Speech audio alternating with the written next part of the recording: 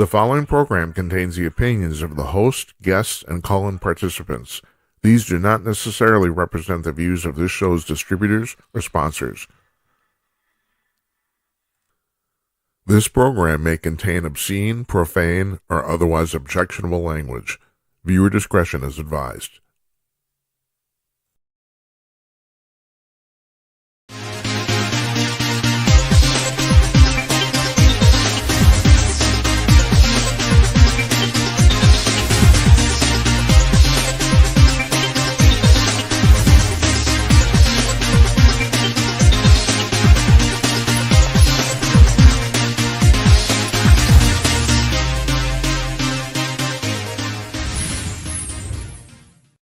Good evening, everyone.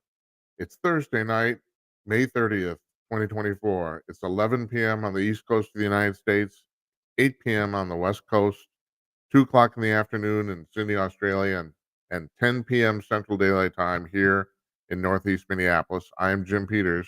Welcome to another edition of Jim Peters at Night. This is episode number 124.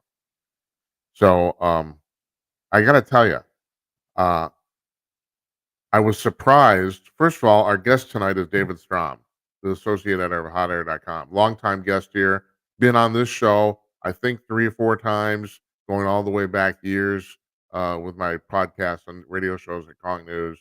Uh, a good time had by all. We pre-taped this interview at 3 o'clock local Central Time here in Minneapolis. David actually lives in Minneapolis too. Now, the amazing thing is we've never gotten together, although we keep talking about it. We never have. Uh, so we finished about 4 p.m., a little close to 4 p.m. And just after we got done with this, the news came back about the Trump verdict. And I have to be honest with you, I kind of felt like somebody punched me in the gut. And the reason is because, I do speculative predictions for a living here. I'm pretty good at it. My success ratio is very high, but obviously I'm not perfect. And this time I wasn't either. I was quite convinced there was going to be a hung jury here. I mean, no one thought there's any chance that Trump would be acquitted. I didn't think that at all. But I really thought it was going to be a hung jury.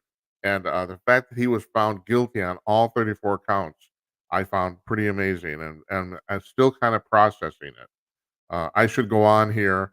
Let me get the announcements done before we go on to the rest of the show.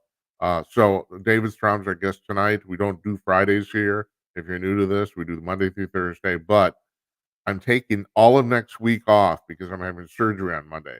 So we're coming back, and I've extended uh, I updated the website today.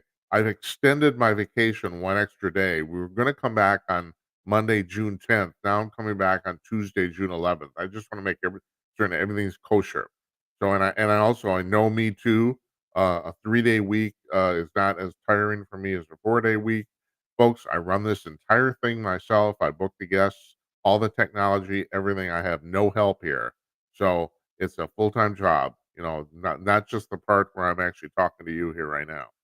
So, yeah, so anyway, I just want to point that out. So we'll be back after tonight. We'll be back on Tuesday, June 11th. At that point, we're pretty much, other than taking July 4th off, which is a Thursday, we're on for the entire summer. There's a possibility I might take the first week or part of the first week of August off, but that's up in the air. So get this over with, get the surgery done. I'm having my hip replaced.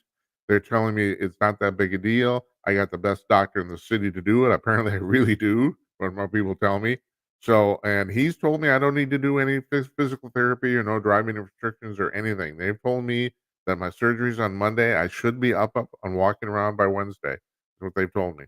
So, any rate, I want you to call in tonight because I got a lot to talk about on this Trump verdict. We're going to play the David Strom interview. I thought about delaying it, and maybe if we were coming back on Monday, I maybe would have, but no, we're not going to. Also, even though the verdict came down before David and I were done, there's a few things we talked about here that are kind of prescient, kind of foreshadowing of this, and I'm going to point those out in a minute.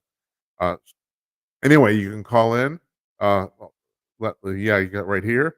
You call in with your webcam.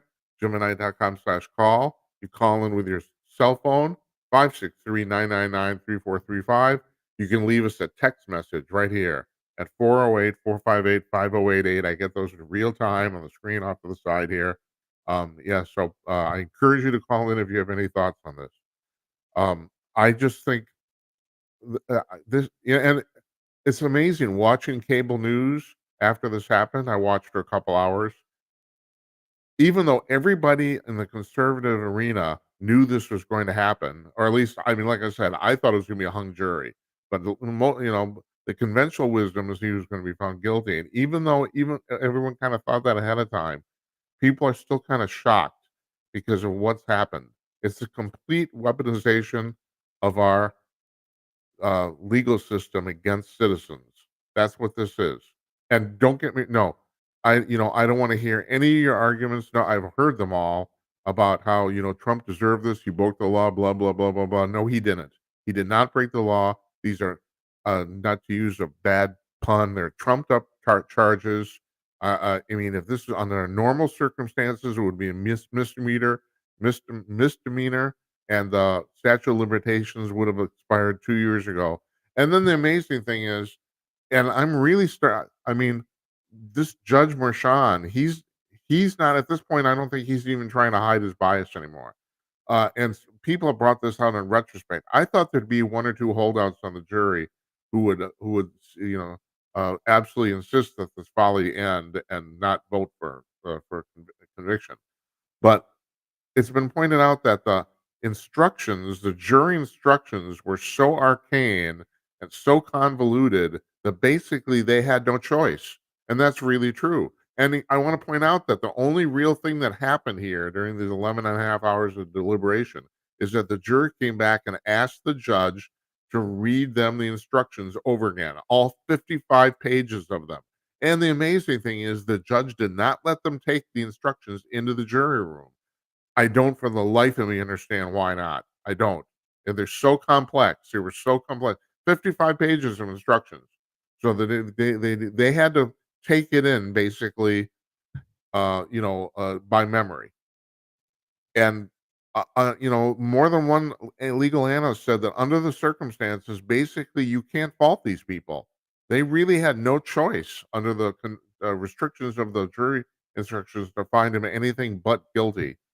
And I'm guessing that the one or two people on the jury who probably did think this was a farce probably just threw their hands up. I mean, they've been at this for 5 weeks. A trial like this normally should have taken 4 or 5 days, and they were there for 5 weeks. It's just such a travesty of justice, it's mind-boggling. Now, I do think this is gonna come back to bite the Democrats in the butt. I think this basically seals Trump's election, assuming nothing really weird happens until then. There's another thing, though, too. The judges set the sentencing day for July 11th. It's 4 days before the Republican National Convention. Now, under normal guidelines, Trump should not get jail. He would either get probation or maybe house arrest for a while and a fine. That would be under normal guidelines. But at this point, I'm not the only person who said this now. Judge Merchan is so fucking nuts that it would not surprise me if he actually threw Trump in jail. And he has to act off the recommendation of the district attorney, Bragg, who orchestrated this whole thing. And Bragg might ask him to do that. And so then you have for example, if Trump gets sentenced to 6 months in jail, which would not normally unreasonable for a felony like this. Well, that takes him out a few days after the election. He'd be in jail the entire time. He would not be able to campaign. And that's kind of what they want, isn't it? You know? I, this is just so disgustingly dirty. And now people are also talking too, when I say people, I'm talking about pundits on TV, but they've got a really good point here. And that is you can't weaponize this back. I mean, every I heard so many people say on television today that some people say that we don't want to really punish the Democrats. We want it back to the way it was, which is no one does this shit. And so, because for example, I'm going to give you a good example. what Biden's doing at the border is not only just an impeachable offense, it's clearly against the law. I mean, you could, at 12:05 on inauguration day, you could arrest Biden for doing this shit. You could. I mean, there's no reason you couldn't. And for the longest time, I thought maybe you should because of all the crap he's pulled or hasn't done because of his incompetence. This is the absolute worst. It's a severe dereliction of duty. He has willfully ignored the law he's supposed to uphold, which actually goes to his oath, which is the reason he should be impeached, but it's never going to happen. So, but the thing is, you could arrest him for this. You could. There's no reason you couldn't. I mean, in normal circumstances, you wouldn't. But I mean, where does it end? They've opened a giant box of monkey chocolates. I mean, it's like, where does this end there?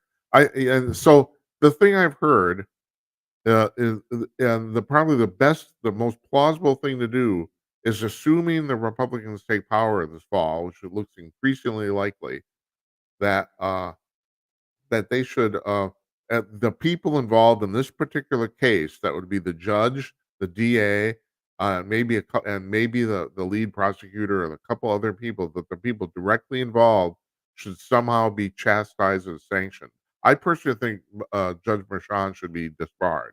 I don't know you need to throw these people in jail, but at least end what they're frickin' doing.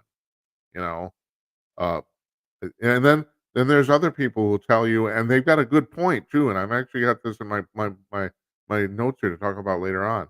Think about the fact that no, when a bully hits you in the face, the only way to deal with them is to hit them in the face harder so that they don't do it again. Which means that we should go full bore after all these people and do everything possible to throw them in jail. It's like, you know, it's I don't I'm beside myself. I don't know what to think, but all I know what everybody else knows, what 95% of the people who've followed this, and this includes Democrats and Democratic attorneys, that this trial was a complete sham. The only people who don't think that are the people on MSNBC, and they're gloating. And I want to talk about that too. I've had a lot of people who watch this show. I get a common complaint or suggestion or comment about the fact, why don't you have more liberals on? You know, well, here's the deal. The short answer is that you can get liberal opinion anywhere and everywhere. It's everywhere. I mean, I'm not going to sit here and tell you that Fox News is alternative media. It isn't. Now Fox News is the 800-pound gorilla. I mean, they are beating the crap out of everybody, which makes me think that maybe well, I thought this for a while, that the public is slowly going conservative. It is. I mean, we've been generally a democratic nation here for what, basically since, for the last 100 years. The Democrats have um, dominated politics in the United States. And you got your exceptions. You got when the Charter for America when Clinton was in office and a couple of the places, but as a general rule, uh, excuse me, when Newt Gingrich came into power in the House of Representatives, that was the first time in, was it 40 or 50 years, that the Republicans had a majority in the House. First time. So you can go, and you can go back a long time. I just lost my train of thought. What was I talking about? I was talking about um,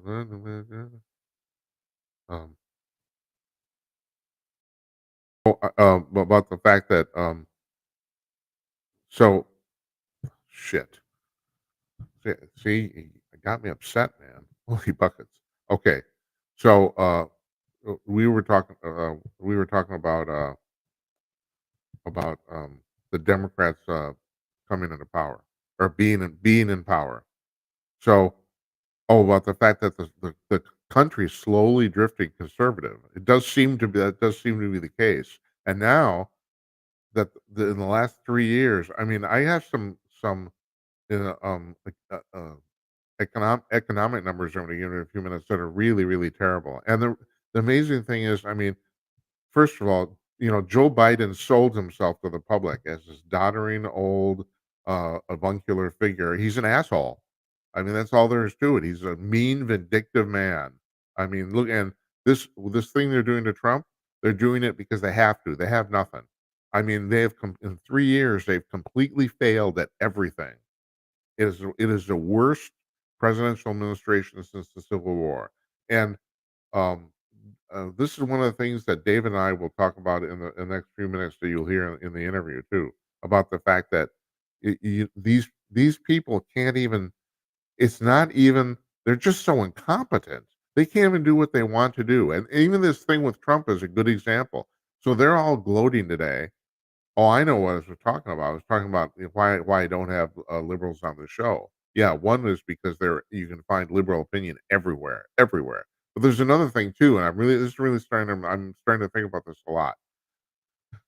So the Democrats pride themselves on basically being highly educated. They have, they teach school, they're in academia, they all they have advanced degrees, blah, blah, blah, blah, blah.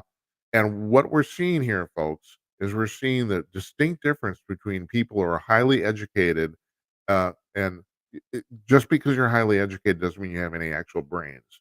So I'm watching Rachel Maddow this afternoon, and they're just giddy about this. And I'm thinking, I used to say I'd have her on the show. I would interview her. Even though I agree with her on hardly anything, she seems like a reasonable person. And I've decided no, she isn't. She's an idiot. And I really mean that. I mean, she's stupid. She's she's the exact person I'm talking about here. She's highly educated and she's really, really stupid. And that basically describes all of these people. I mean, it's a trope among the liberal class in the United States. You have a whole bunch of highly educated people who are really, really dumb. So the thing is, this thing with Trump right now, this happened. All right, so they can say he's a convicted felon. So they think they're going to talk a whole bunch of people into voting for Biden because they're convicted felon. Well, he's because Trump is a convicted felon, and what they don't understand, they don't know anything about human psychology or human behavior. And it's the opposite. This will probably seal the election for Trump. It probably will because they pissed off so many people, and especially I mean, and I have to be careful here because a friend of mine said, he said you can't predict violence on the internet television. You can't do that because if you predict it, that means you're advocating for it. I'm not advocating for it, but I have to tell you that if Trump actually gets thrown in jail in July, the shit is going to fucking hit the fan. At that, you're gonna. I mean, you're talking about public mayhem there. And if people thought that the Antifa and the liberals did a bad thing after George Floyd, watch this. I mean, I'm serious. This is not going to go down well if he actually throws Trump in jail. But my point is, I wouldn't put him past them. I wouldn't. It's the stupidest thing you could do. Like I was thinking about this, and then I heard somebody actually say this on television this afternoon about the fact that the smartest thing that Biden could do is pardon Trump. I mean, he would get a lot of votes for that. He actually would. There'd be a lot of people who would look at that as a magnanimous gesture and say, "Well, the guy's not so bad." And besides, people hate Trump, and I understand that. Right now, the reason Trump's up in the polls, you have a bunch of people who are going to vote for Trump who don't actually like him. It's just the alternative seems way, way worse, and it is. The alternative is worse. And we talked about this on the monthly review show on Tuesday. I mean, my cohort here, Tim Conaway, he hates Trump. I understand. Well, here's the deal. I understand if you dislike Trump. If you hate him, I have it's like, you don't know the guy. You don't. And the people who, on the liberals who say they hate him, they say, well, look at all the stuff he did. He talked about shithole countries and, he insulted John. Yeah, he's rude. No, there's no doubt about that. And yeah, you can dislike him. I totally get that personally on a personal level. I totally get it. But the problem is we're talking about delusional hatred here. I mean, that's the reason they did this. It's delusional hatred. That's all it is.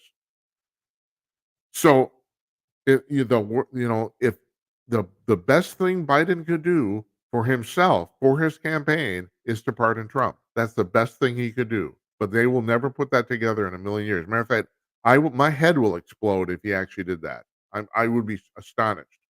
He hates Trump's guts. He could never get himself to do it, even though he's the type of guy, as you may have noticed, he will do or say or do anything to get reelected. Anything.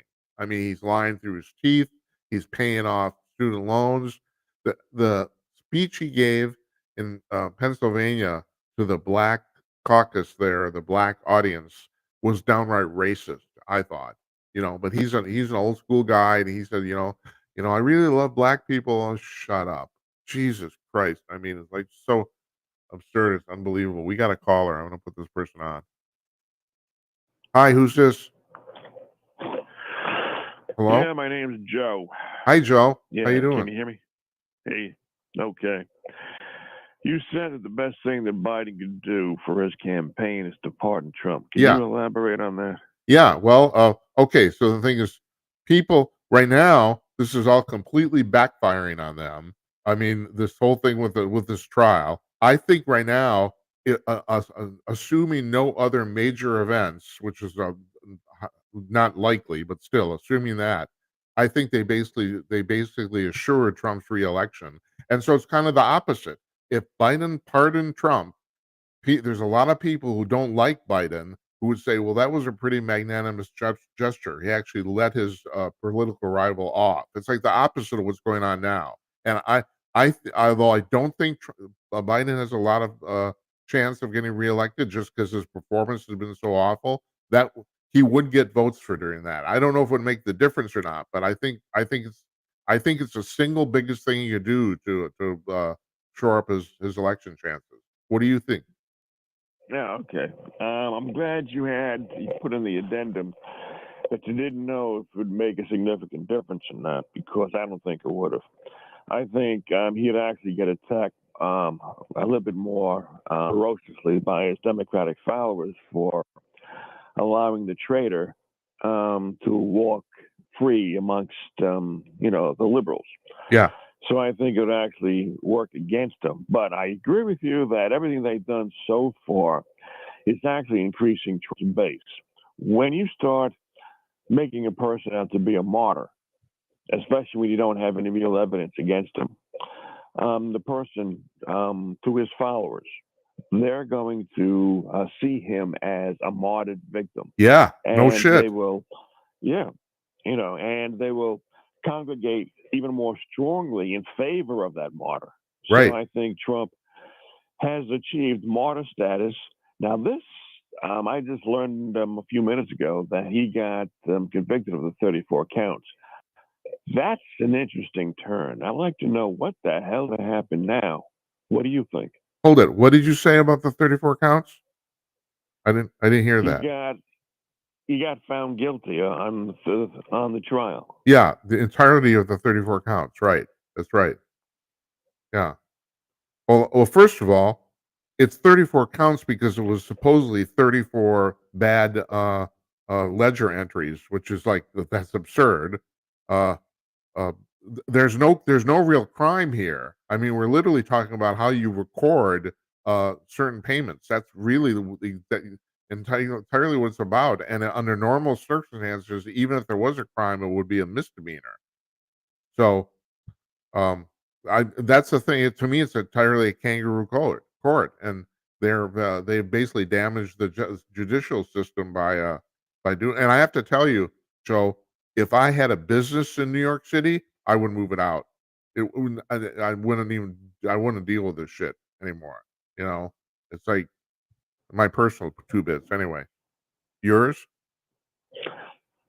Well, I haven't investigated the case that strongly to make a definitive statement about what the trial actually entails, what they've got him on. I do know that when he was president, and he was a very, very good president. I don't like him now, but he was a very good president when he Well, was hold on. I doing got to good. ask you when you Whenever, say you don't yeah. like him now, you don't like him personally, or what he's doing, or what don't you like? No, I don't like him as being the future president.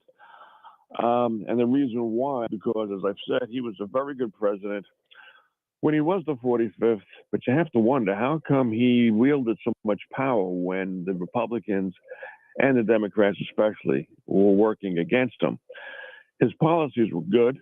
He made good on a lot of his campaign promises.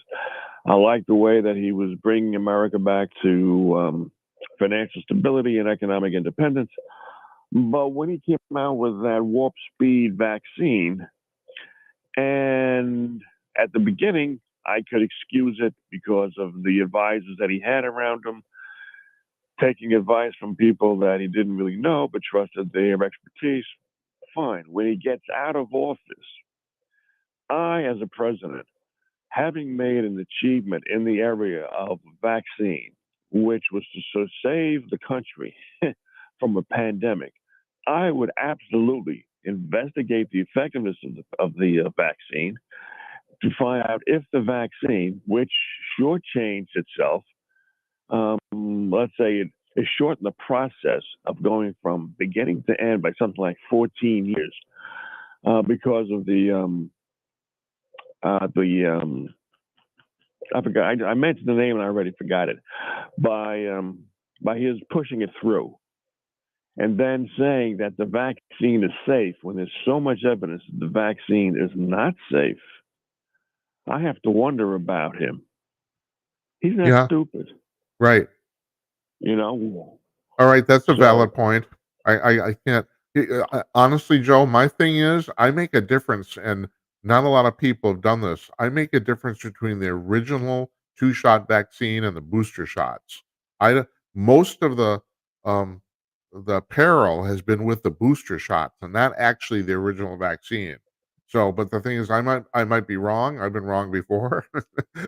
So, you know, I mean, wait a minute. here's the deal. You're actually going to admit you've been wrong before? Yeah, I know, it's That makes terrible. you a Isn't that human. isn't that unbelievable? I've been wrong before. I have to tell you, so I had the two original vaccine shots. I had Moderna, I had them. And then that was like in February of 21. And then, you know, 3, 4 months later, they're saying, well, you need a booster. I'm thinking, well, I'm 68 years old. I've never had more than 2 shots for one vaccine in a year in my entire life. And I just happened to have a doctor's opinion visit. I went my doctor, I had a fantastic doctor. I said, Laura, what's with this? They want me to have a booster shot. And she, honest to God, Joe, she said to me, she said, well, Jim, I gotta tell you honestly, we're wondering the same thing. And then I thought, oh, then it's bullshit.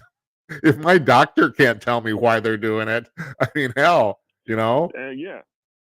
Yeah. So I Now don't, imagine but you just finished saying sometimes you're wrong. Now, if the doctor can admit it to a patient that she's wrong, hey, where are we going here? Where the whole world's turning upside down.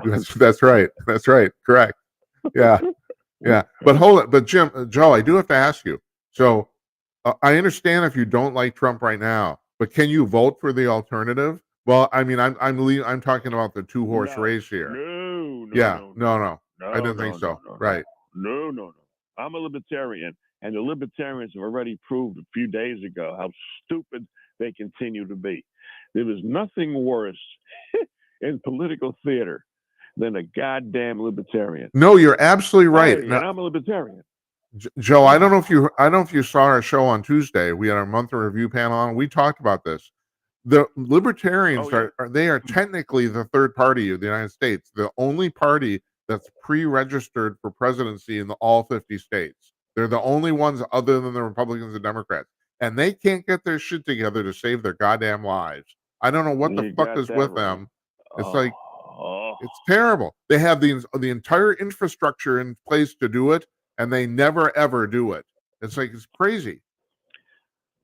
Well, I don't know. I don't know if you're a libertarian. I've attended libertarian meetings, and a couple of them. Let me say, there were about 9 of us who always attended the meetings.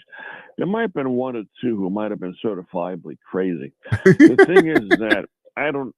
It may be. Yeah, no. I don't. I'm sure you're right. I really am. You know. Oh. So it's like herding cats at the best and certifiably nuts at the worst.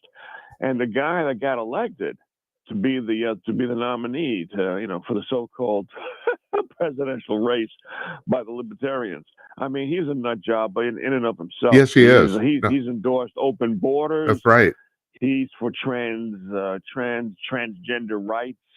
Well, forgive me, Joe. He's not a real libertarian. Yeah. He's a avowed leftist. He's not a real libertarian. Oh, yeah. I don't understand even how they nominated him. I don't get it.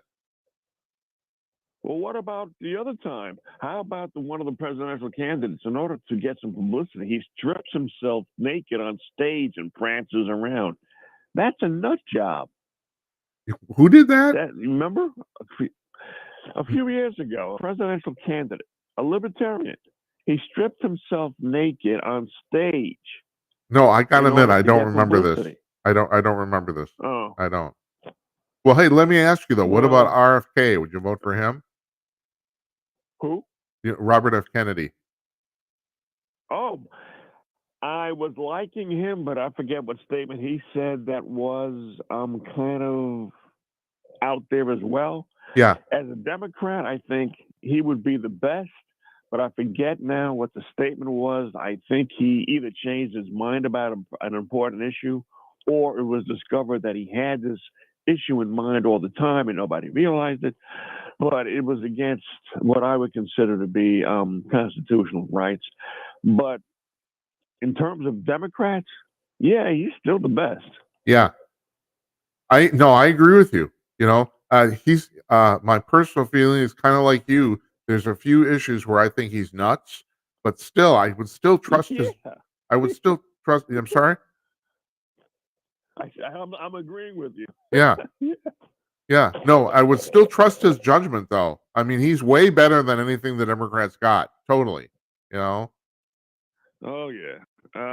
Plus, I remember when he had a radio show years ago. It was about 10 years ago now. Ring of Fire. He had that with, I forget the co-host, and he said at the time, this is when the Republicans were in control, and he said that he trusted the Republicans to be corrupt about 95% of the time, but he also said that his fellow Democrats were corrupt about 75% of the time, Yeah. which was a huge statement to Right. make, and as far as I was concerned.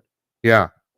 And at that time, that might have been true too. I mean, I won't let the Republicans off the hook. I mean, I've said on the show before. Oh hell no! There's very distinct evidence to indicate that the Republicans cheated the 2000 and 2004 elections.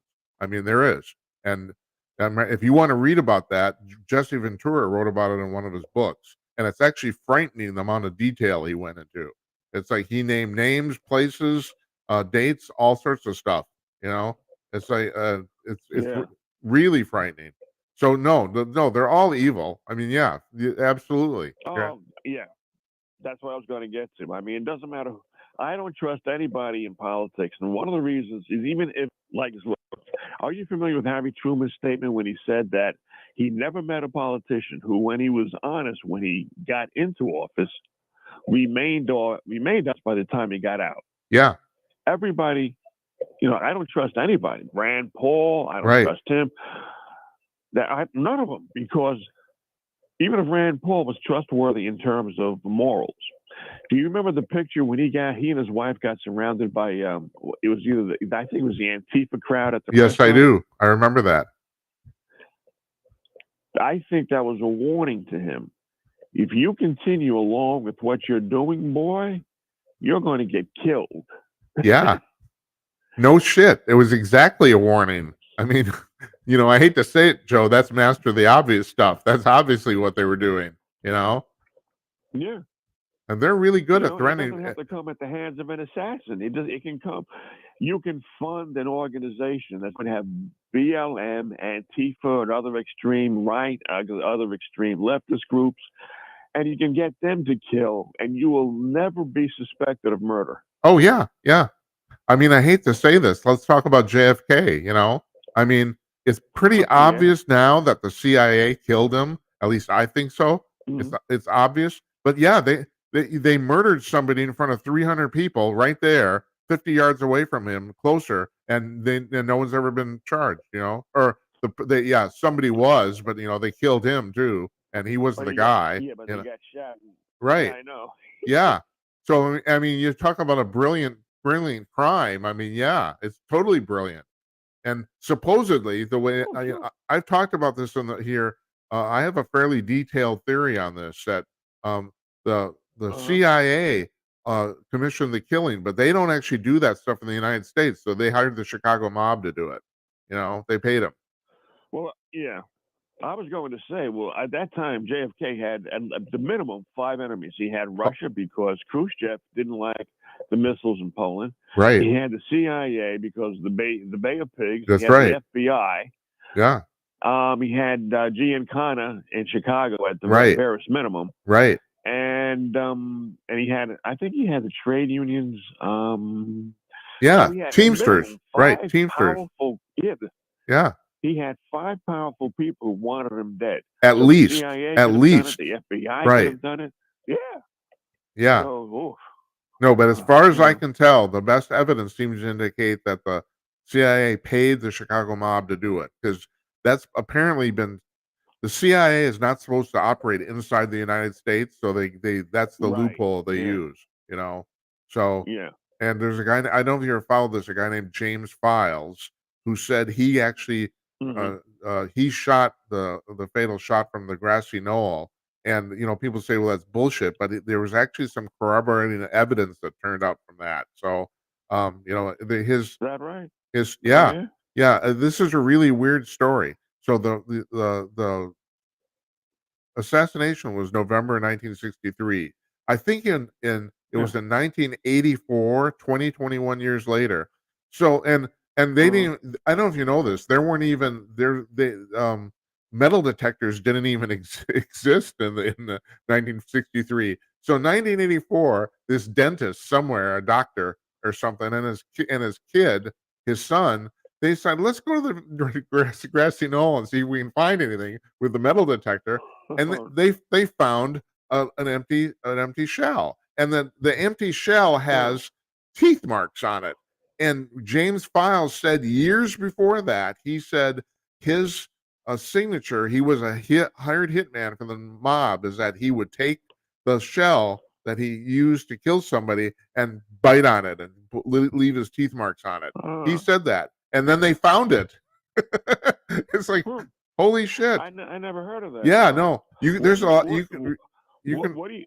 yeah, go Oh ahead. yeah. No, What do go you ahead. think of the story of Hunt? Wasn't Hunt? No, it He was made Hunt. a deathbed confession. Huh? It was Hunt. E. Howard Hunt, right. It was Hunt. Oh, okay. Yeah. Yeah. Yeah. He said on his deathbed that he had killed Kennedy. Right. That's right. And I don't know if he meant that literally or figuratively, but yeah, he was he supposedly was one of the 3 tramps.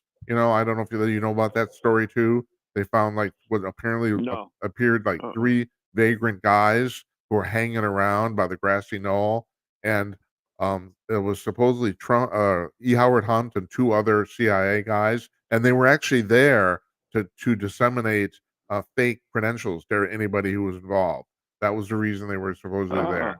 So yeah, you're right. He said on his deathbed that they did it. So I don't know.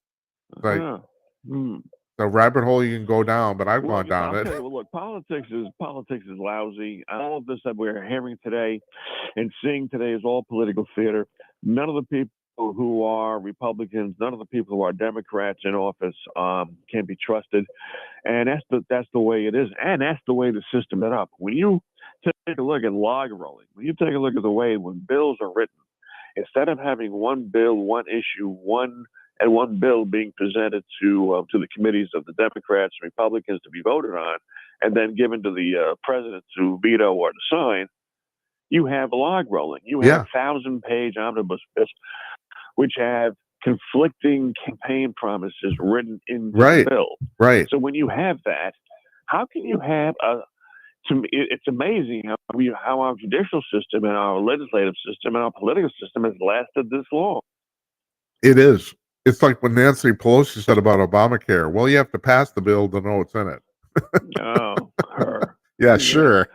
Oh, Tell me about it. No. Hey, Joe, I Jesus. gotta play this interview here, so I'm gonna let you go, okay?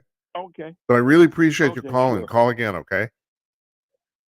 Sure, kids do. Thank you. Bye-bye. Bye. That's Joe. He's a pretty interesting guy. That was good. I like talking to the people, and so it's good. And so yeah, I did a show last year on the JFK assassination, and maybe we should do another one because yeah, there's what people don't realize is there's a whole bunch of stuff in the last 50 years that has come to light, And another thing that has, which I really have to, and I should have brought this up when Joe was on the line too. Um, they have, you know about the Zapruder film, which is the only film of the actual shooting, which a guy shot from the grassy knoll. Abraham Zapruder, he was a pharmacist, if I'm right, on a 16 millimeter camera, which he was just trying out brand new. Those things were really expensive in 1968, 63. I mean, you had to, it cost a pretty penny, and by contemporary standards, they worked like shit. That's all they had back then. So, that film is, if you've ever seen it, it's pretty jerky. It's not steady. He's holding the camera, people can't hold the camera steady. Well, they used AI to clean up the film. In other words, they've taken out, first of all, it was shot at 18 frames a second, which basically looks jerky. So the AI smoothed it out to 30 frames a second. They took out all the movement. They took out, and so you can see, I mean, it looks really realistic. And if you watch that, you can't come to any other conclusion than the fact that JFK was shot in the head from the front. You just can't. It's not that obvious on the original film, but it's plainly obvious on the cleaned up version. And I can't remember this woman's name. There's a woman, she was the chief forensics officer for the Dallas Police Department for like 25 years. She said she went through this evidence completely copiously, and she said she was absolutely convinced 100% beyond a shadow of a doubt that Kennedy was shot from the front. She should know. So, anyway, we're going to play our interview with David Strom now. Now, like I said, this was before the verdict came down today, but we talked about a few things, especially, and I alluded to this in the show description tonight. We talked about envy, and that's one of the things that's going on here. I mean, the hatred for Trump is generally irrational. Like I said, disliking him isn't for sure. I mean, like, the rude guy can be a rude son of a bitch, no doubt about it. But that's not what's really going on here. There's a delusional hate. It's called Trump derangement syndrome. There's a delusional hatred for this guy, and we kind of touched on this a little bit. So let's play. Here's 12 seconds of bumper music. Here you go.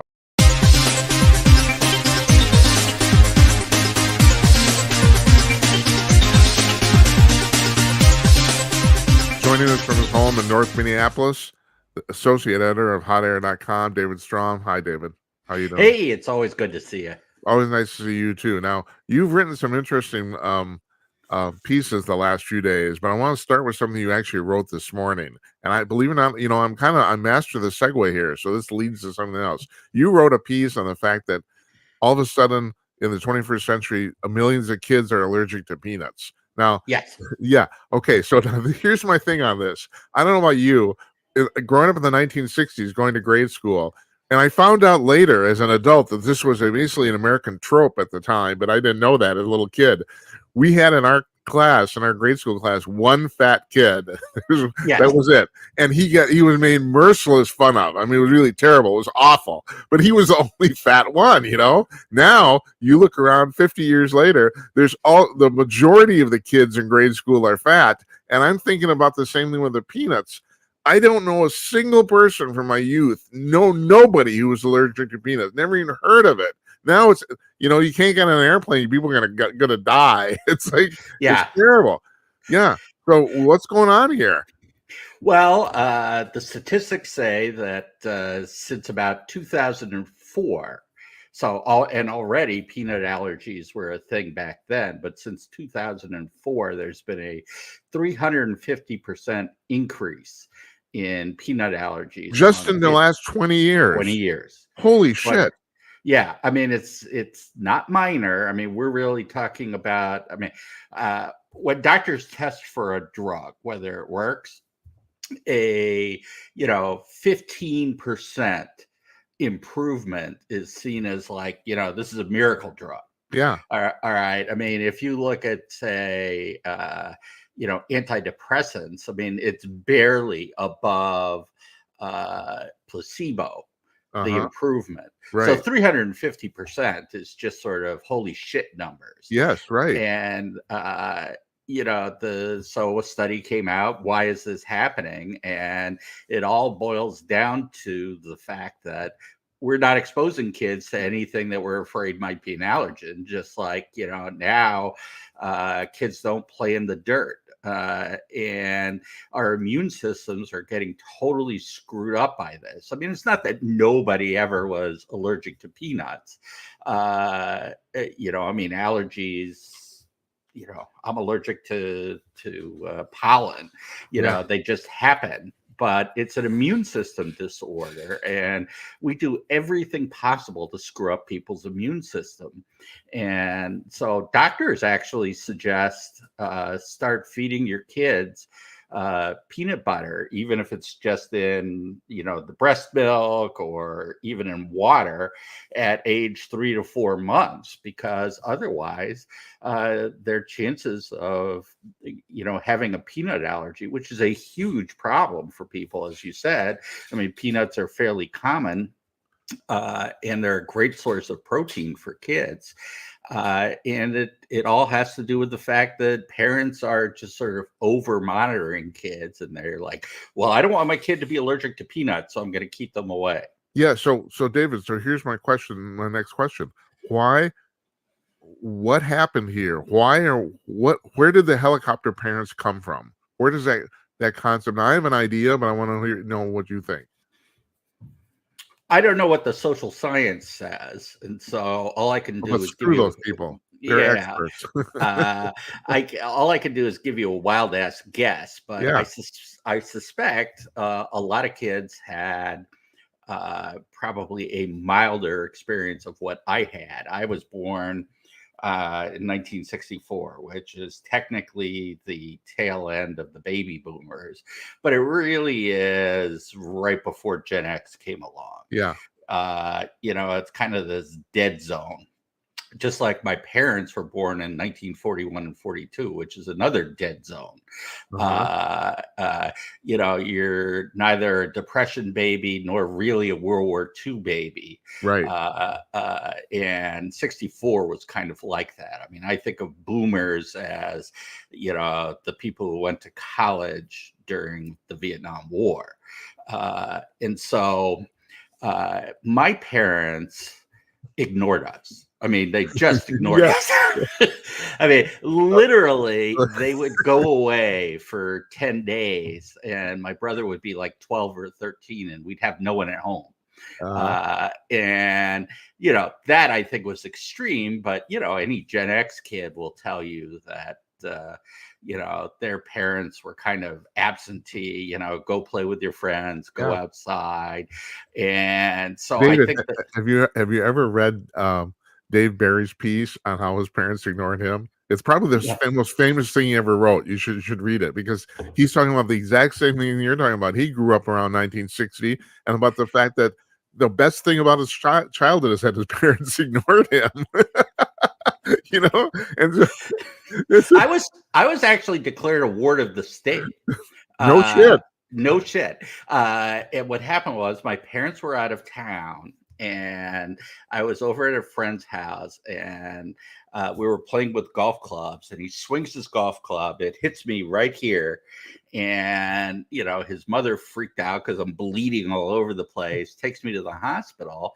And of course, doctors can't operate on a kid. That he needed to give me stitches, couldn't do anything. You needed a responsible adult, and so a social worker apparently signed off on it. And so I remember a few weeks later, my parents are home. They open up the mail and they say, "Well, David, you're a ward of the state.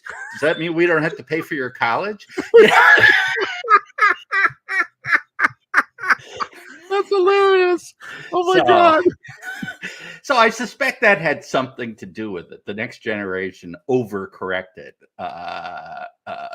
not by a little, but by a lot. But Okay, so and that's my theory too. But I'm of the conclusion in retrospect that the overcorrection is worse than the undercorrection. Yes. Yeah, that's the thing. Well, one of the most interesting things is we tend to think of life or human life as being particularly fragile. But in fact, if you've ever dealt with babies, one thing is that as careful as you are, they're bumping into everything. I remember I was the department babysitter when I was in graduate school. I love kids. And so one time I was taking care of my thesis advisor's son, and he And was about how old is this kid? he was about 1.5 to 2. All right. And I was playing with him and I was pushing him on a swing. But, our game was I would be in front of him, push him up, and then jump out of the way. And he loved this. And he got so excited that he kicked me in the face. And which didn't really hurt me, but my hands just went to my face and boom, his nose and my forehead met. And his mom was a doctor. So I called her up and he's screaming. I'm holding him. He's screaming. I don't remember whether there was blood or not, but I was totally freaked out. And his mother just, I told her what happened and she said, it's all cartilage. There's no bone there yet. So don't worry about it.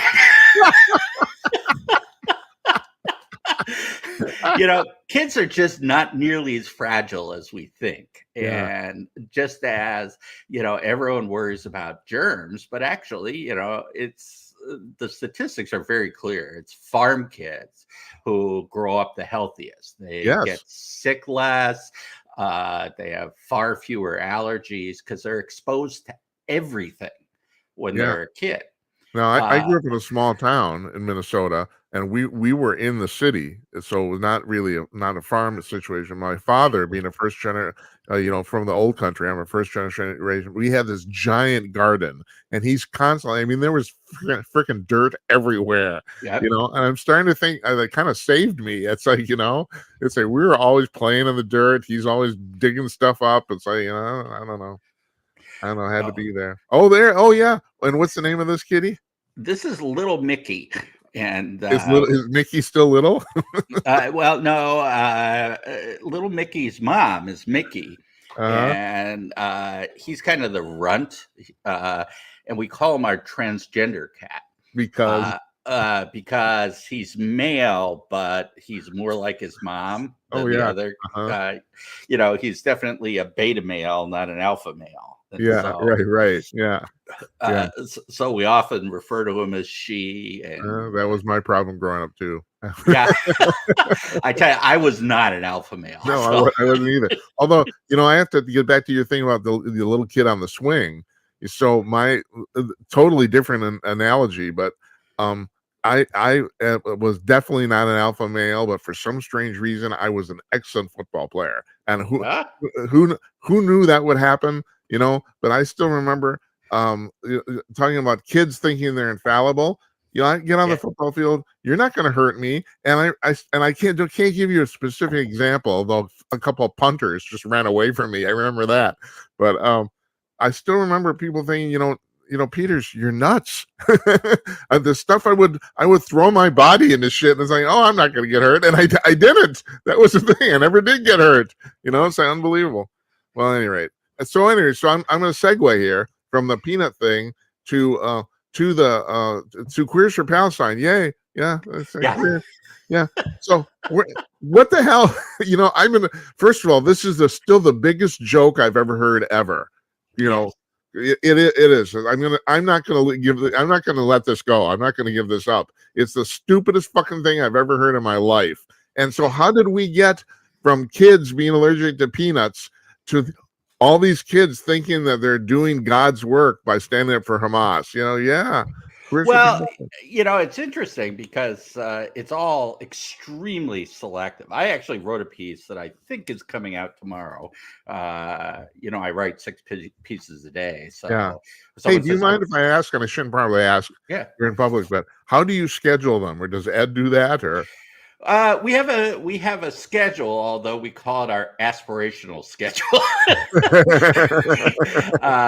Like today, it got all jerked around because the Supreme Court case came out about the unanimous decision written by Sonia Sotomayor knocking the New York Attorney General, or actually Commissioner of Insurance, trying to bully everyone into getting rid of the NRA.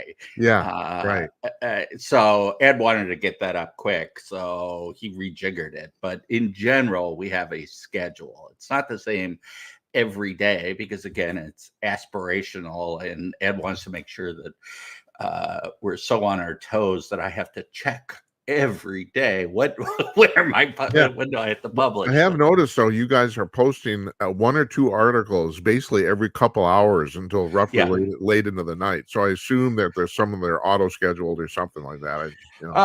Well, we put the schedule in, or we tell it when to publish, and so mine Monday and Tuesday are different because Beige doesn't post.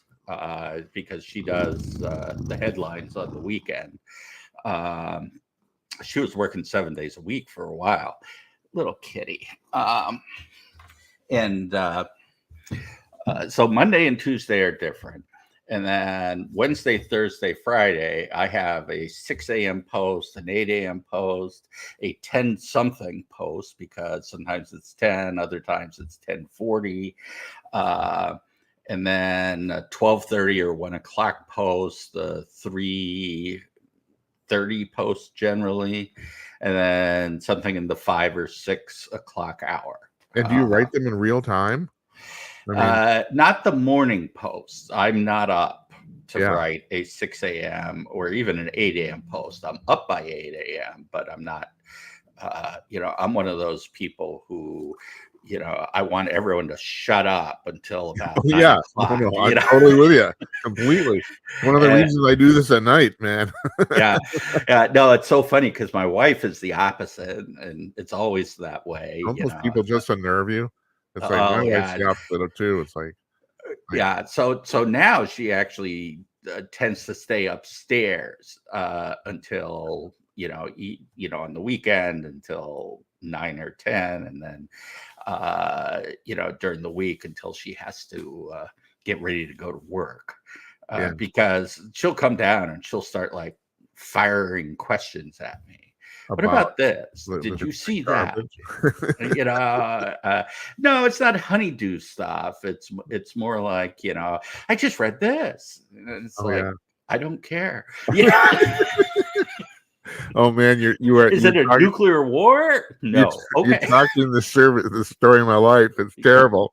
It's awful because I don't care either. It really does not matter to me at that time.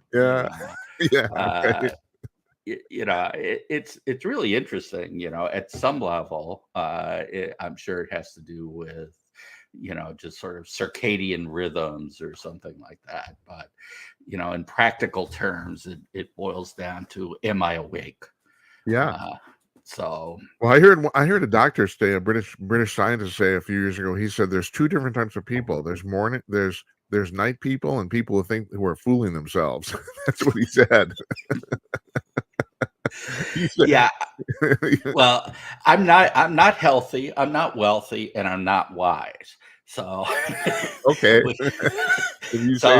Early to bed, early to rise. Where were we here? I was asking about how did all these kids end up supporting Hamas? How'd that happen? Yes. Well, I think it's actually pretty simple. I mean, this is a group of people, the Gen Z people, not all of them. And as we've seen from the more recent studies, it's almost entirely elite schools that this is happening to. Hold it. I got to stop you though. Would you say too? I would also say the majority of the kids involved in this are affluent too. I'd also say that. No, they're affluent. They're at elite colleges. I mean, this is just not happening at state schools. Except maybe UW-Madison and a few places like that. Right. Little guy. And if you look at these people, they're some of the most privileged people in the world. But at the same time, they define themselves in terms of victimhood, which is why they're queers, right? I mean, Yeah. there are schools out there that are now 30% of the students are identifying as somewhere on the alphabet spectrum. Right. I know. And so what they have done is they have classified, not just classified Palestinians as oppressed and therefore in the same basic class as them, which is a joke. But they've also sort of tapped into something, a libel that is over 2,000 years old, an easy one, and that is anti-Semitism. I mean, most of these people, whatever they say, are, and I am not saying that you could not be critical of Israel or the war or anything without being anti-Semitic. But let's face it, most of these people are. Yeah. I mean, they're just really hideously bad people. I mean, these are the people who look at J.K. Rowling as being, a hateful transphobe, and they look at Jews as being the other. They are the apotheosis of whiteness. They're settler colonialists. And so, they have this category of good, which is victim, and bad, which is, sort of white colonialists, and Ashkenazi Jews, the European Jews, really are at the top of that scale. And what's so fascinating about that is, statistically speaking, there are no Jews in the world. I mean, they are a rounding error. I mean, there are right. there are fewer than 20 million Jews out of over 8 billion people. 8 billion people, right? Yeah. I mean, right. So I mean, the error bars on the number of people in the entire world are greater than the number of Jews. Yeah. I mean, they could get lost statistically, in counting up the, and yet they're one of the world's 5 great religions, right? And 3 of the 5 great religions are either Judaism or derived from Judaism, because Christianity and Islam both have Hebraic roots. And so they clearly stand out, despite the fact that there's so few of them. And so, to put it in perspective, 0.2% of the world's population are Jews, and 20% of the people who have Nobel Prizes are Jews. And so, they're both Western and other. They're white, but not really. And this is why in Germany, where Jews were, I mean, there was no place in the world in the 1930s where Jews were more integrated than in Germany. I mean, they looked to Germans as kind of a fifth column because they stood out. They're doctors, they're lawyers, they're bankers, they're authors, they're university professors. And so, if you had to find some group, they're statistically small, and yet they have this outsized cultural impact. And so it's very easy to identify them as, this sort of separate other elite. Yeah, it's funny you should mention that, because I never thought of it in exactly that way. My theory, and I think I've told you this before, I think one of the problems that the Jews have with the rest of the world is, frankly, envy. People envy them. They have. I could make an argument that Judaism as a religion is one of the most pragmatic religions on the planet, and also and because of that, or maybe not, I don't know, but partly because of that anyway, they have an extremely functional society, and that's the reason they all seem to do really well. I mean, compared to the rest of the world, as a society, they're way above average. Well, and there are 2 other groups, if you want to generalize, that sort of fit that category, and that is Chinese people who have emigrated to other countries, and Indian people who have emigrated to other countries. Each of those groups,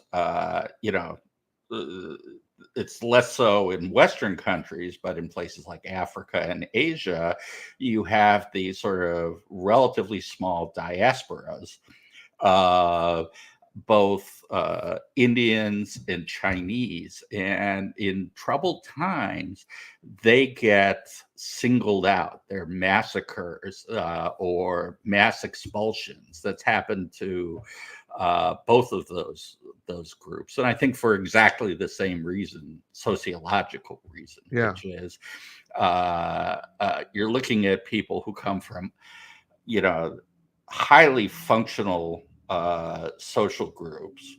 Um, I mean, we've certainly seen how Asians have done in the United States and how they have been sort of reclassified as white oppressors. Yes, that's right. There are fewer Indians in the United States, but actually, of all the ethnic groups in the United States, Indians actually have the highest average income. Oh, I thought it was Asians, but that's interesting. It's Indians, and then I think it's Chinese and Japanese. Uh-huh. Yeah. And I suspect it has to do with the fact that a lot of the Indians who come here are doctors. And there are also a fair number who start small businesses. Yeah. But the average income is substantially higher than whites for Indians. Yeah. So, Well, I mean, we're talking generalizations here and stereotypes, but still, I mean, Asian people have a reputation for basically meritocracy. I mean, it's like, you want to do good, well, learn shit, it's like and it's amazing how the general society doesn't seem to like catch on to that. And then we end up, you're right, we end up actually, discriminating against these people. And once again, because of envy, I think, Yeah. Well, it's actually really interesting because, I mean, if you look at the statistics, a hugely disproportionate number of entrepreneurs and inventors and scientists are legal immigrants to the United States. And a hugely disproportionate number of people who were born in particularly the upper middle class, but also the middle class, sort of skate along in the United States. I mean, I know this because it's sort of true of my family. My great grandparents came from all over the world. I have one who was a Hungarian Jew, another one who was a Swede, another one who was Welsh, and another one who was Swiss. They all came from, not the absolute lowest end of the socioeconomic scale, but just barely above it. So that generation, manual labor mostly. Next generation was public school teachers. Next generation was, my father became a very prominent astronomer. And then my generation were all kind of doing well enough. But there was no sort of, our parents made it, and we're kind of skating, doing okay. But there just isn't that drive. We were just talking about this on the show on Tuesday. I had the month in review panel on about the fact that my accountant says, and she has a lot of very wealthy entrepreneurial clients. She's described it this way. She says, businesses, and in the past, I hate to generalize again, but it's mostly men. One guy starts some business. He's hugely successful. He works his ass off. His kids, they may not be quite as smart, but they saw how hard dad worked. So they inherit the business and they do a pretty good job running it. They do. But their kids who never has, who are once removed, all they ever saw is the money. When they get the business, the whole thing goes to hell. She says the third generation will kill it. That's her thing. It really is kind of a fascinating phenomenon. and I think one of the reasons why the United States has been so successful has been the sort of steady infusion of immigrants. And, one of the problems with the current generation of immigrants is, uh, well, I mean, just to be honest, we skimmed, at least over the past century, we skimmed the best and the brightest from everyone Absolutely. else. Right. And I mean, one of the secrets to our success was importing all these people who went to American universities and stayed. Yeah. And now we're, importing, some of them are great people, others not so great people. Well, are you talking about legal immigrants now, or? No, I'm talking about illegal Oh immigrants. my God. Although, Well, that's the great even unwashed there. I mean, it's like, yeah, we're letting anybody in, you know? well, and even our legal immigration has tilted so much towards family reunification, Yeah. Yeah. uh, and I mean, there's almost nothing that I would point to about Canada that is smarter than the United States, but they have always had this meritocratic immigration system, at least until Trudeau. Uh, and one of the smartest things they did, and one of the dumbest things that we did, was when Hong Kong went over to China. Basically, the Canadians, they opened up immigration to anyone who wanted to come over from Hong Kong who had, I think, $50,000 or $100,000, and just said, if you can bring these assets, you're welcome to come here. And it was super smart because you've got this highly functional society with high social trust, very educated group of people who worked hard. And I remember thinking in 1998 or 99, whenever that happened, it's like, why aren't we doing this? Yeah. Uh, Talk about an asset. All these highly functional people who are proven successes. We want them. So I do Uh, have to ask you though. You said your father ended up being a relatively prominent astronomer. So, but he was not involved in Operation Paperclip, was he? Because he no, was no, he wasn't. No, because he wasn't actually an immigrant himself, right? no, no. Now that was an interesting situation there too, because technically that was illegal what the federal government did, but they did end up clobbering together all the best and brightest German scientists and brought them over here, and which was actually in retrospect a fantastically positive move. It really was. So I don't know. I find it interesting.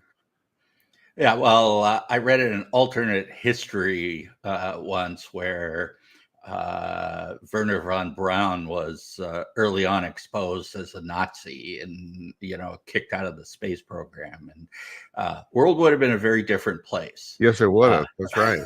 And of course, he actually was a Nazi, wasn't he? Yeah, I mean, yeah, right.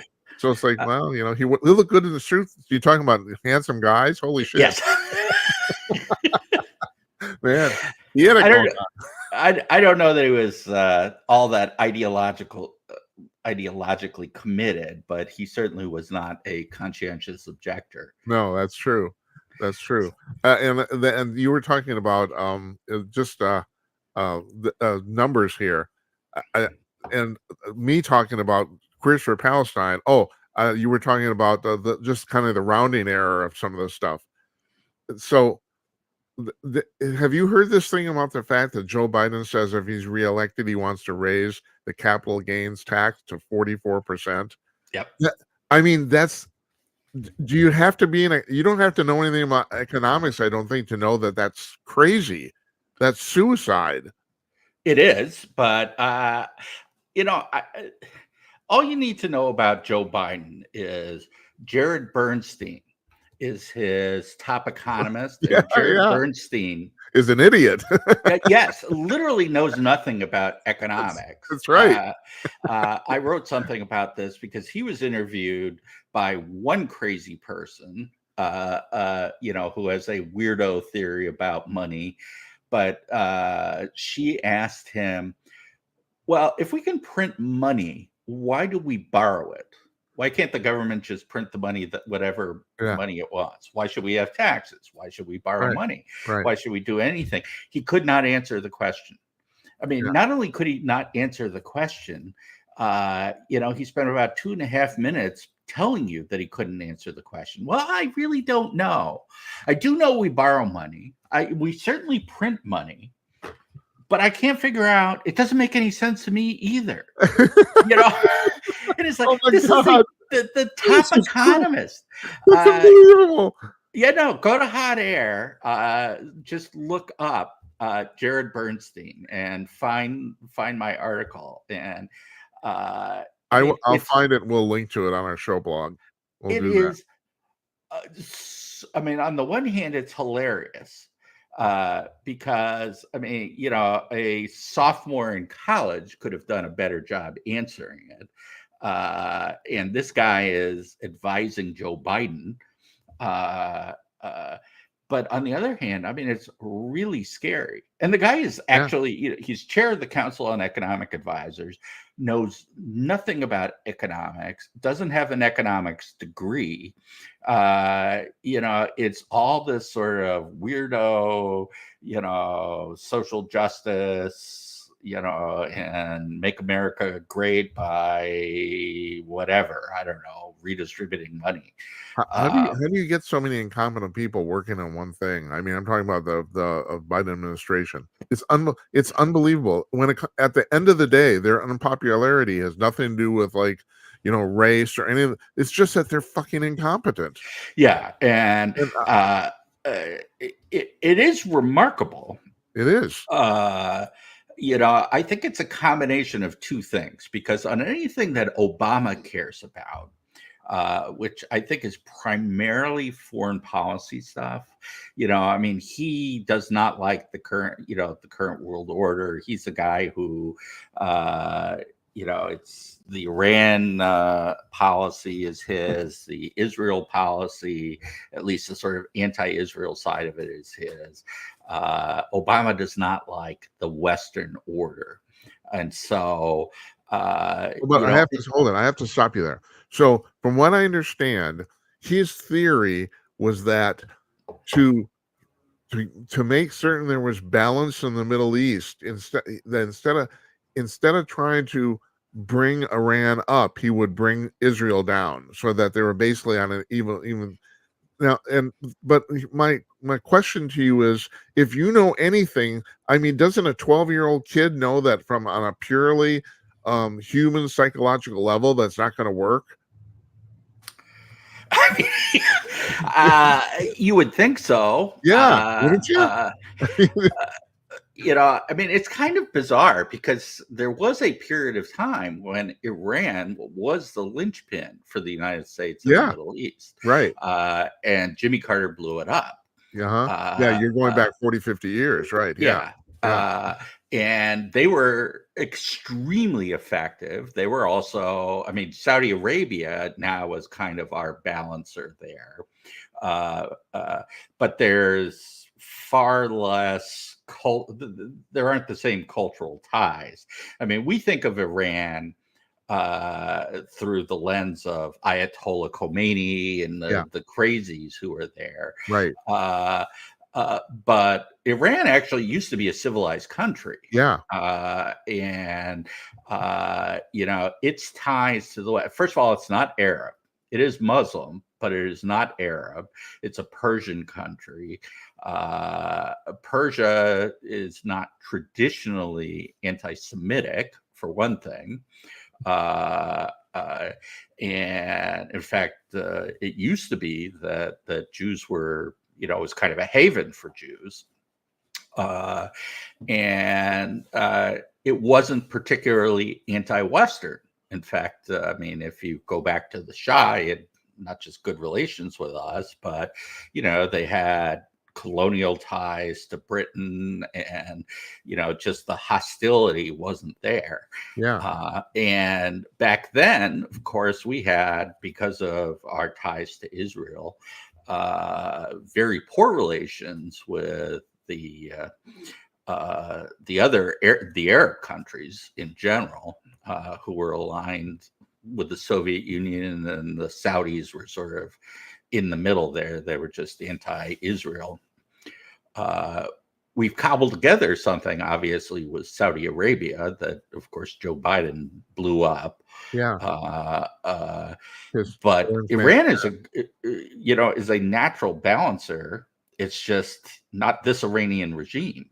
Yeah.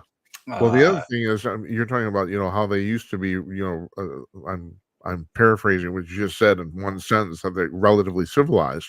But the real problem in Iran, from what I understand, is that the general populace is completely against the regime. It's like they have they're basically have a problem controlling their own people because their people don't like them. Whereas, and you've brought this up too, other people brought this up talking about Hamas. Well, Hamas is the elected government of Gaza. And still, the last survey I saw from a couple of weeks ago said that 75% of the Gazans were still supporting Hamas. It's like, so, I mean, it's not exactly like something that's hidden there. No, I mean, and Hamas is, the Babylon Bee had this wonderful Babylon Bee headline, which was, Hamas terrorists upset that nobody believes they raped. It's like, we filmed it. That's funny. They're very open about this. They'll tell you, again and again and again, we're going to do this until we kill the Jews. Yeah. Well, and that seems to be their, I mean, you and I've talked about this before, that seems to be their only purpose. They're not interested in developing their country. They're not interested in developing their culture. They're not interested in excelling in anything. They just exist to kill Jews. That's the only reason they exist. Well, a great example of that is of course, billions of dollars have flowed in over the past decade and a half, and the Europeans built up all this water infrastructure, pipes and desalination plants and all of that. And Hamas would just go dig it up and turn those pipes into rockets. Yeah. I mean, you're right. There is zero interest in building up a society. No. And so, in fact, Hamas had a planning document. Ed Morrissey at Hot Air wrote about this a few weeks ago. One of their planning documents for their victory after October 7th was they had identified Jews that they wanted to essentially enslave, doctors, scientists, the people who ran the society. These were necessary Jews. And so, they were going to force them to work for Hamas. Right. We can't do it ourselves, so we'll just get them and enslave them. Right. Yeah, that's a good plan. Right. Yeah. Well, I mean, if you look at their education system, it's all about, martyrdom and killing Jews. Yeah. And I mean, I don't think there's anything genetic about, being, an Arab or a Muslim that turns you into sort of an uncivilized terrorist. But if you look at their society, it makes Nazi level indoctrination look mild. Yes, that's true. And I don't know about you, when I was a good liberal 25 years ago, the two-state solution sounded just fine. It's like, oh, that makes sense, until Clinton comes along in December 2000 and Yasser Arafat comes to the White House. They gave him everything he wanted, and he said no. And why? Yeah. Well, Clinton said this later. He said he didn't figure out at the time. He realized, well, if Yasser Arafat says yes, he's out of a job. Yeah. Oh yeah, I mean, these are. I mean, for the people at the top, I mean, this is a grift. I mean, they're not blowing themselves up; they're becoming billionaires. Literal billionaires. And I mean, it's one of those funny things, or funny, not ha ha, but. It's like the Muslim clerics who are recruiting people to go blow themselves up. It's like, well, dude, why don't you do it? Yeah, really. Yeah, that's right. Well, it's so great to be a martyr. I got things I got to do. Yeah. All right, let's end on this. You also wrote a piece about the fact that that basically this whole thing of the Gaza Pier is basically Biden's version of Carter's failed rescue plot mission. You know, it's like and it. But here, once again, I mean, I can't wrap my mind around the stupidity of this. How could you do this and not assume that the Hamas was going to run off with all the goods? That's the part I don't get. Um, Am I missing something? no, you're not missing something. I mean, I think the Gaza Pier was purely political. The remarkable thing about the Gaza Pier to me is how quickly the thing sank. I mean, they spent $320 million. I mean, right. That's the problem. Yeah, $320 million. Think about this. He announces this at the State of the Union. All right. So this is like a major policy push. Right. And so, yes, we're concerned about the Gazans. So we're going to do this and build this pier, which is, first of all, just remarkably stupid. I mean, they talk about how many tens of thousands of tons, they delivered. And it's like, well, that's really dumb. I mean, that's not actually a lot of stuff. Yeah, no, it isn't. That's right. I mean, it really was very little. It worked for 7 or 10 days. They spent $320 million. They couldn't get the pier over there for weeks because we have no sea lift capacity in the United States. I mean, we have let our Navy, it's like, oh, look at our Ford class aircraft carrier. It's like, well, that's great, but we can't transport, basically flat slabs of metal from one side of the world to the other. No, we can't. Anyway, so they build this thing. As they're building it, Hamas is shelling it. Yeah. I mean, literally, they're shelling the pier. While a UN official is there. That's the metaphor of the century. The United Nations inspecting a stupid pier while Hamas is shooting at them.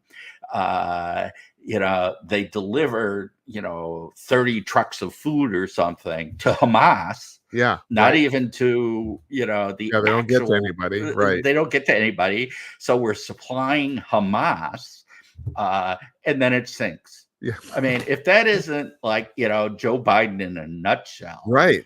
That's true. Also, but the other thing, I don't know if you mentioned this in your piece or not. I mean, as opposed to like Carter and that rescue mission, that was just basically bad luck. I mean, they planned that, and that was, in some ways, that's also the difference between Carter and Reagan. I'm not going to sit here and defend Carter. The presidency did not go well. It just didn't, But the thing is, a lot of it, he was either handed with or it was bad luck, and I have to say too, he has some problems with judgment. My personal feeling, he does, but that said, the fact is he was asking that entire time, he was asking people what they could do to do things better. He acknowledged the fact things weren't going well. This guy won't even acknowledge that. I mean, Carter was an engineer, and I'm not going to do a big psychological analysis of him, but it is interesting that two of our least well-regarded presidents were both exceptionally good engineers. Hoover, right, who was universally acknowledged as a genius until he became president, extraordinarily effective. And Jimmy Carter, and I think that at least one of the problems that both of them had was expecting the world to be more rational than it is. With Carter, it especially came out in foreign policy. I mean, that's where Carter really blew it, was foreign policy. Right. And, not only did Iran destroy his presidency, I think that's why he lost. Obviously inflation was another reason. But Iran definitely was his legacy and remains his legacy. Yeah. Right. And I think it was because he thought, well, I mean, people have a legitimate beef with the Shah. he's suppressing people who turn out to be really awful people. Yeah. And Carter pressured France to send the Ayatollah Khomeini back to Iran. Yeah. And pressured Iran to accept him. And based upon this notion that, well, if everyone were just nicer to each other, everything would be great. And he was looking at it just as the two-state solution. From an engineering perspective, it makes sense. Right. But the world is much messier. Yes. Right. And I think it was whereas Joe Biden is just an incompetent political and that's exactly the point I'm trying to make here. Carter had a complex situation that was maybe exacerbated by his personality. Joe Biden is just an incompetent idiot. Yeah, no, he really is. I mean, Jimmy Carter was not an idiot. No, not at all. No. I mean, he was a nuclear engineer, had been a very successful guy. He worked directly with Hyman Rickover. Ran a very successful small business, actually a pretty big small business, Yeah, but I know, I've said he had maybe the perfect resume to be a good president. It didn't happen, but on paper it looked fantastic. It did. Same with Hoover. Yeah, right. I mean, if you looked at Herbert Hoover's record prior to being president, I mean, there were very few people who would have come out looking any better than him. Yeah. And I mean, there was just this long record of accomplishment, and then boom. Yeah. And was it 100% his fault? No, just like with Jimmy Carter, it was not 100% his fault. Right. But did not have the temperament to navigate the situation that he was confronted with. Biden, though, I mean, Biden has always been a moron. Yes, he has. That's right. And that's really not an exaggeration. No. If you look, I mean, it's not just Obama who famously said, "Never underestimate Joe's ability to fuck things up." Yeah. But I mean, God, what was his name? One of Obama's guys said that Joe Biden has never been right in his life on one foreign policy issue. Yeah, that was not McNamara. That was who was that? God, I can't remember his name either. I know what you're talking about, though, right? And I mean, a lot of people would say the same thing. I mean, who has a record that votes against the first Gulf War and for the second? Yeah, right. Yeah, it's like the other thing is, and not to get too much in the weeds here because our time is up, but the thing is, as opposed to you're talking about Hoover and Carter, at least the inflation issue is entirely Biden's fault. I mean, he proactively caused this. I mean, and any jerk first-year freshman economics student could have told him this was going to happen, and people did. They did. They didn't listen. Larry Summers, so it's not like it was just Republicans. Larry Summers is like, this is a dumb fucking idea. Yeah, don't do right. It. We'd already flooded the economy with money in 2020, and Joe Biden quadrupled down. Yeah. And you could make the argument that when you shut down the economy, you had to do that. They should never have shut down the economy. That was remarkably stupid. Yeah, but by the time they did this, by the time he took office, it was pretty much already kind of done. I mean, there's nothing, no extra money really couldn't help, and so that's what happened. Like, No, it was insane. And, he said, when he was confronted with this, that, Milton Friedman's not in charge anymore. Right. Milton Friedman's way smarter than you, buddy. It's like, yeah, I know. God almighty.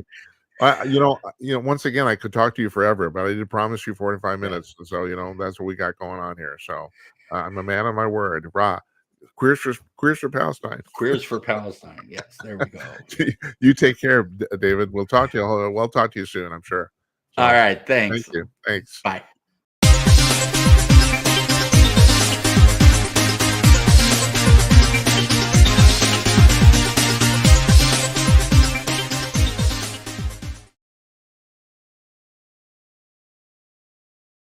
Hold on. That's David Strum. Gotta put myself on the screen. Always interesting talking to that guy. You know, interesting stuff about the Carter and Hoover presidencies. That kind of interested me. You know, because you really it can't be stressed enough. On paper, Jimmy Carter should have been the perfect president. I mean, he really should have, but it didn't go well for him. But like we were saying, a lot of that wasn't his fault. It seems like everything Joe Biden has done has been proactive. He's actually caused it. That's the real amazing thing. So usually, this part of the program we do part 3, which I do weird news, science news, paranormal news, UFO stuff, all this sort of crap. But tonight, folks, if you don't mind, I think we're gonna give it a rest. I'll be honest with you. I'm having surgery on Monday. I'm not feeling that well, and I'm having a hard time staying awake. I actually had to set an alarm during that interview to make sure I was awake. So I want to thank Joe for calling in the A block. I had a nice, good conversation with him, and that's the thing here. We take calls. We do this. We take calls 3 different ways, or 2 anyway, if you don't count the text messages. Now I have this on our blog about the fact that on the 5 places that broadcast the show on video live, I think all 5 of them put up chat rooms for every individual show. I discourage people from chatting on them because, if they wanna chat with me, I don't look at them while the show's going on, and I actually have a beef about people who do these types of shows who do. I think it's just kinda stupid and a waste of time. So I've been recommending that people text in, and people do. So that's very cool. But I think our video broadcast provider, if I'm right, they have figured out a way to consolidate all these chat rooms. And if that's the case, then maybe we'll start looking at them. We'll see. So, like I said, I'm having surgery on Monday. We're going to take the rest of the next week off. It's maybe not a fortuitous time. Stuff's happening, but I got to do what I got to do. Only thing I can tell you about that is that we won't take any of the rest of the summer off. I was going to take a hiatus like in the middle of the summer, but now we won't do that. So, yeah, I want to thank you for watching. This is I really enjoy doing this. There's stuff happening behind the scenes here that I hope is gonna be onward and upward for this little show. And yeah, I like doing it a lot. So thank you for watching. I really appreciate it. We're coming back. We're going to be back on Tuesday, June 11th. So I think we're taking, what is it, 12 days off? If I'm right. So they're telling me I have surgery on Monday. They're telling me I should be up on walking on Wednesday. We'll see. I don't know. So we got to see how it goes. So yeah, we'll see you on Tuesday, June 11th. Good night, Esperanza. Good night, Uncle Donnie, and good night to you wherever you are. We'll see you soon. Take care, everybody. Thanks for watching.